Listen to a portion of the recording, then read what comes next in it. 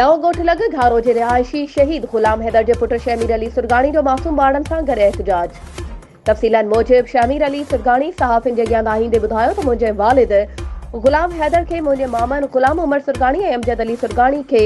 बेगुनाह मंठार लाशारी, अब्दुल अज़ीज़ लाशारी, खानन लाशारी, अली हसन लाशारी ऐं ॿियनि क़त्ल कयो ऐं मथियनि जवाबदारनि ख़िलाफ़ क़त्ल जो केस पिणु दाख़िल करायो आहे ऐं इन्हनि जवाबदारनि वटि असांजी ज़रई ज़मीन ते कब्ज़ो कयो वेठा आहिनि ऐं असांखे हीसाइण ख़ातिर असांजे घरनि मथां बार बार फायरिंग कनि था ऐं असांखे धमकियूं पिणु ॾियनि था त केस तां हथ खड़ो ऐं अहिड़ी शिकायत असां हद जे SHO राधड़ खे ॾिनी आहे।